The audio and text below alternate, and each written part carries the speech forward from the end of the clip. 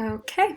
Hi, my name is Emily Lieberman, and today I'm going to be doing a clinical case presentation on a patient named Elsie. So, some information about patient Elsie. She is a 32-year-old female. She is currently an English archaeologist and treasure hunter.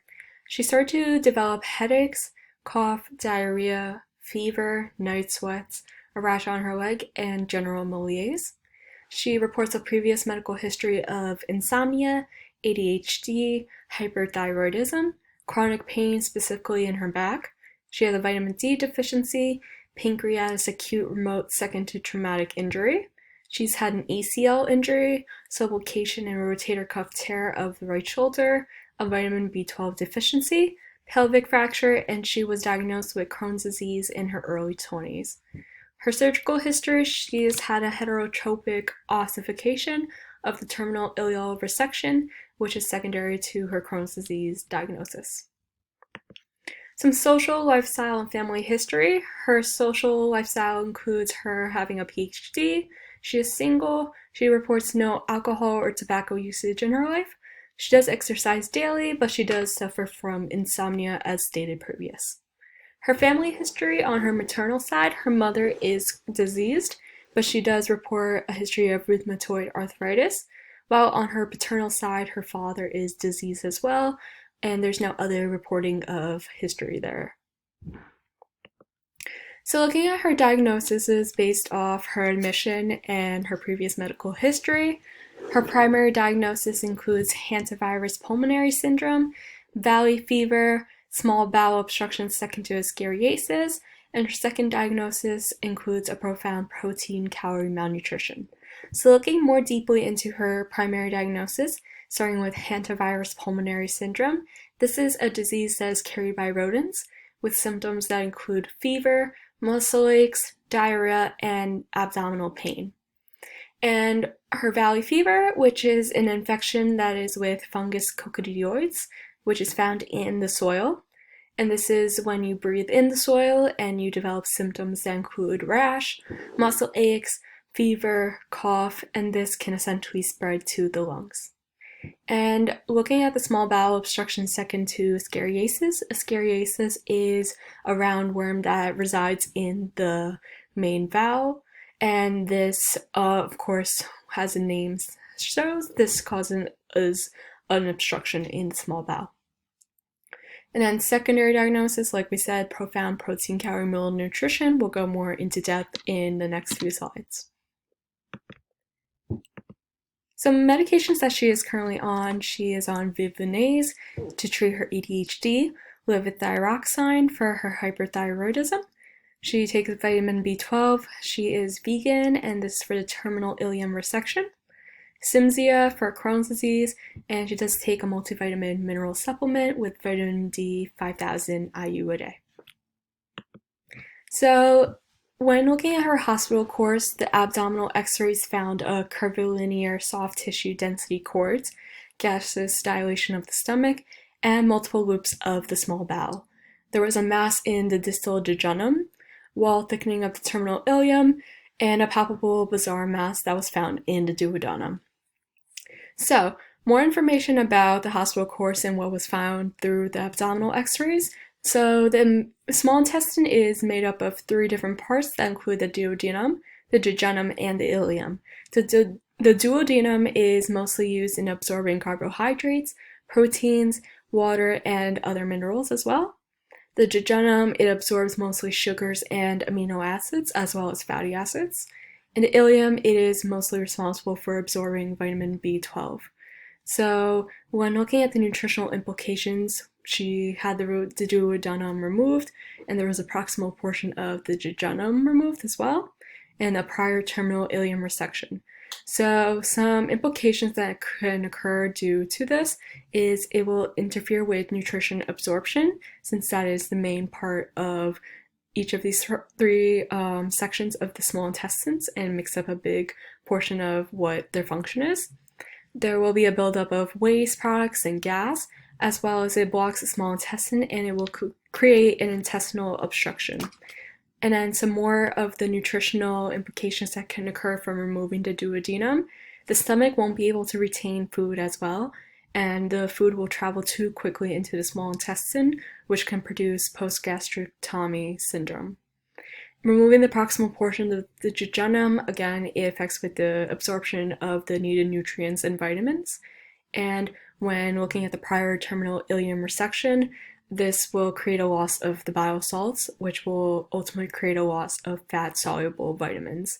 So removing these sections, it takes away, like I said, a lot of the vitamins and minerals she needs, and it will create a lot of gas and buildup, and it won't let the small intestine function properly, and digestion can be affected from this.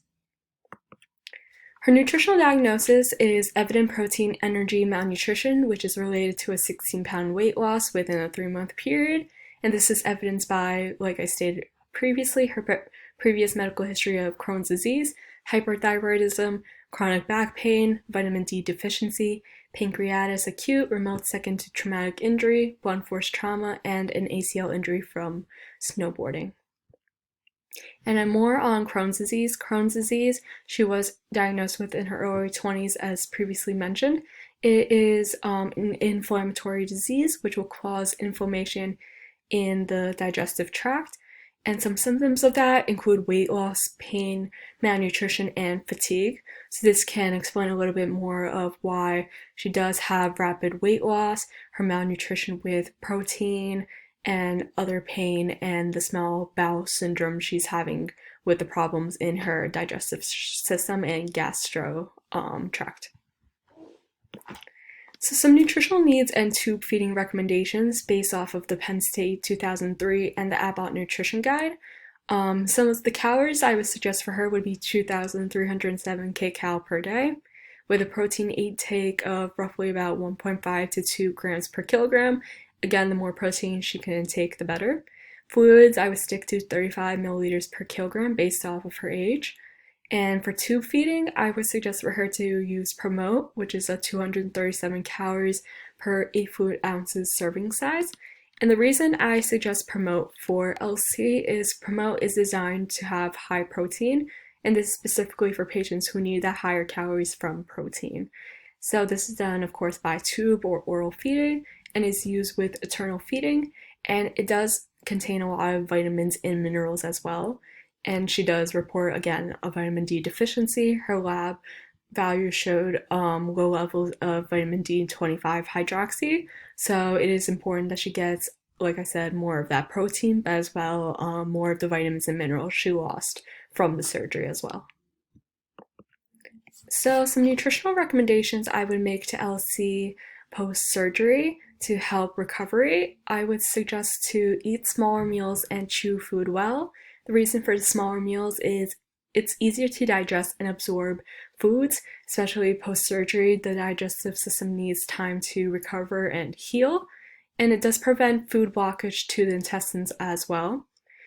Of course, more protein intake. She does report a vegan diet, so some foods that can be beneficial to her include tofu, beans, grains, and nuts, which are great alternatives from meat that have a lot of protein in it. I would follow a low sugar, moderate fat diet, and I would avoid insoluble fibers. The reason I say to avoid insoluble fibers is because it is harder to digest and does not really break down well. So in turn, she can take some more soluble fibers and low fibers into her diet, which will be easier for her to digest. Some foods that could be beneficial with that are oats, peas, carrots, apples, rice, pasta, etc. Of course, stick to the vitamin and mineral supplements that she takes, as well as incorporating more fruits and vegetables and other foods that contain a lot of good essential vitamins and minerals. And the last thing I would recommend is just for her to create a food log and do some meal preparations just so she can stay on track. She could keep track of what she is eating, what she might need more or less of, and meal preparations just make it a lot easier for her to not have to think so much about what she needs to eat, and with work and lifestyle, it just saves a lot of time. So just to conclude everything that we discussed today and some final notes for the patient. So patient LC should follow the nutritional education to help aid with small bowel obstruction and protein malnutrition post-surgery, and this will help with her to gain more weight, to get more of the vitamins and minerals she lost due to surgery, as well as gaining more of that protein that she desperately needs in her diet. So some final notes I would make for her is to, of course, avoid insoluble foods like mentioned, intake more essential vitamins and minerals. I would spend more time outside in the sun instead of staying more inside. I would just go outside to get more of that vitamin D. And last note I would say is to avoid traveling to places where hantavirus and Valley syndrome are common. I know that it is part of her job to be an archaeologist and to travel around the country, but I would say until she is fully recovered and to avoid more complications in the future or from reoccurrence, to avoid traveling to those places and travel more to places where these diseases are not as common. And then these are my references, and I want to say thank you for spending time with me, and that is it. Thank you.